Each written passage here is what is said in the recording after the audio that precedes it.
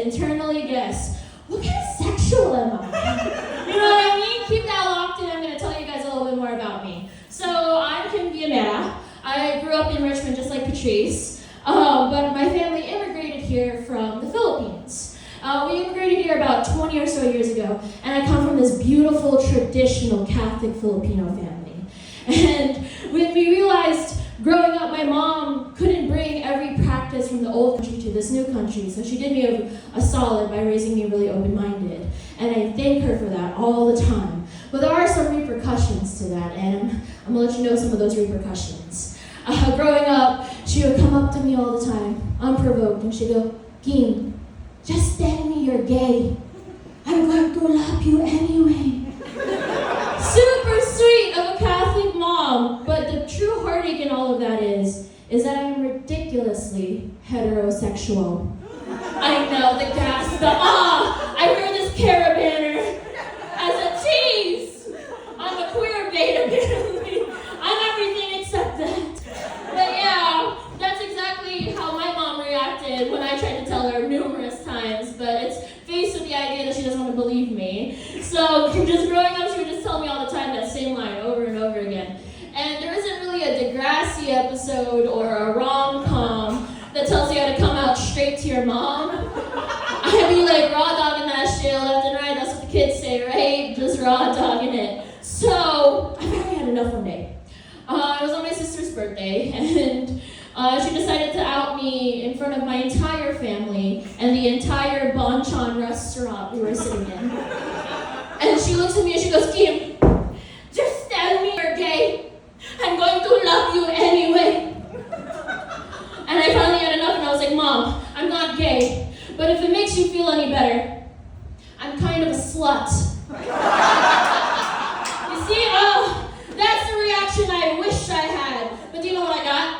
I got some dead ethnic silence. Yeah, the kind of dead ethnic silence where you know, like God's praying for you at that moment. You know it's that bad when he says, "I got nothing to do with it." After you said, "Let go, let God." So he didn't have nothing to say about it, but it was 10 seconds of ethnic silence. And my mom finally looks at me and she goes, "That's all right. I'm going to love you anyway." But you can tell that not everyone was happy about my lifestyle choice. You can hear my dad in the background go, "I'd rather you be gay." Proving unequivocally you cannot make a single Asian parent happy. A room full of white folk, you just have to trust me on this one. You just have to trust me on this one. But I just think that it's kind of crazy that I wouldn't subscribe to dating while being young, thick, and Asian. It's just it's something I'm just living, laughing, and loving too. And so it's kind of wild because I have something called a thick thought. And I don't know if you guys ever have a thick thought. It's food motivated. And so I realized I began some thick thoughts. And especially growing up, this may be news to the room. And because it was news to me, I want to be able to tell you guys as we can share and bond together with it. I found out recently that George Foreman was an athlete.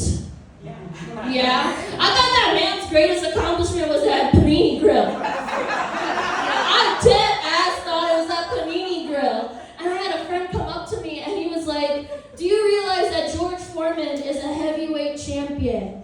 And I had to humbly be like, "Well, thanks to his grill, I too am heavyweight." You know? And then that was really humbling, and I want you guys to get ahead of that. If you guys found out tonight, just know it. So no one's caught off guard, no one's surprised by the new breaking news. But I think, again, going back to dating, I just always find it kind of hard.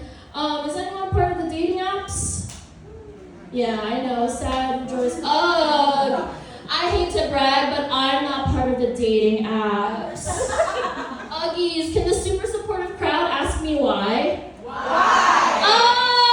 Okay, I'll tell you. Pester me. I'll tell you why I'm not on the dating apps. It's because I got banned. I recently got banned off of Tinder.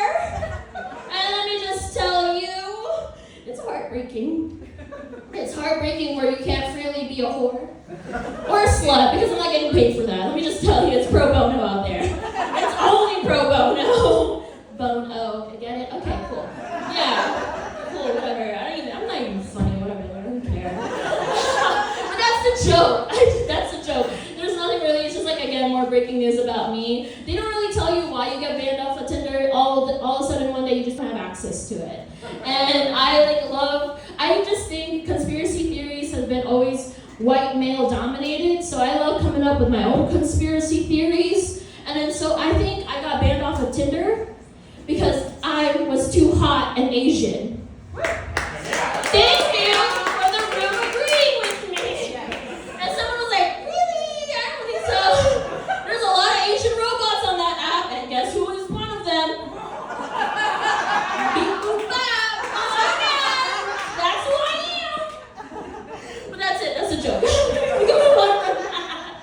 There's no evidence to prove that that's real. I just feel like it's a really, if I'm gonna be, disgraced off of an app, I'm going to come up with my own lies. I broke up with them, they didn't break up with me kind of situation. Yeah, super supportive crowd. I refuse to let go. But it's kind of wild.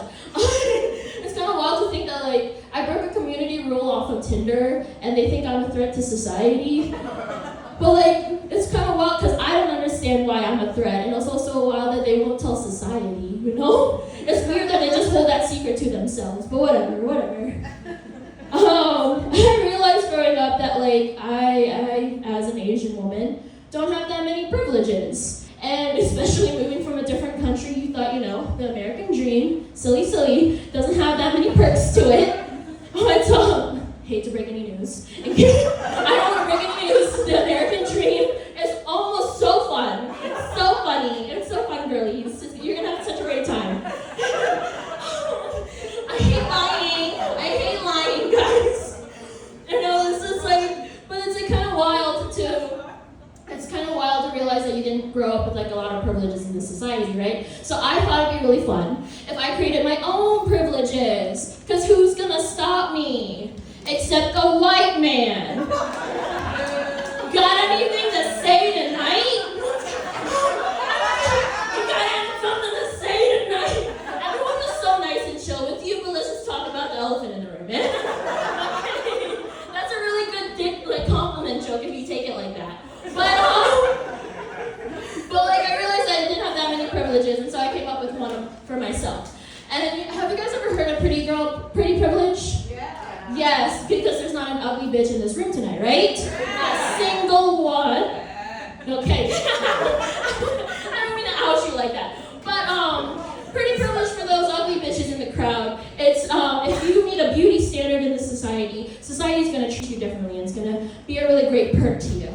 But I like to come up with a subsection for myself. I created something called pretty fat girl privilege. And this is the idea that I will always walk these streets with a sense of confidence. It doesn't matter if I'm in Baltimore, Richmond, New York. I walk every street with a sense of confidence. You guys want to know why? Yeah? You're just the only curious one. You're like, ew, why? Why do you walk with so much confidence? I walk these streets with a lot of confidence, knowing I will never be kidnapped randomly. Your girl is a premeditated kidnap. You know what I mean? I am a lift with your legs, not your back kind of girl. I'm an OSHA complaint waiting to happen. Let me just tell you that right now. I have never feared a white van driving by, They're here to pick up the skinny bitches, not me. The return on investment of kidnapping me ain't there, homie. It just ain't there. So I'll end it with this joke. I think the hardest part of dating is interracial dating. Anyone in an interracial couple? Yeah! You hear the rest of the room? We stick to our own pie, homie. Did you hear that? Did you hear that? No, I was kidding. I just didn't know what kind of city Baltimore was. So I find interracial dating is really, really hard. And let me tell you why. It's because of white men. Anything to bring it back to So dating white men have been really hard, and you realize that ideologies and belief systems are very different from one another. I didn't realize how hard it was until one Tuesday I was hanging out with this white boy, and we were doing normal Tuesday activities. I was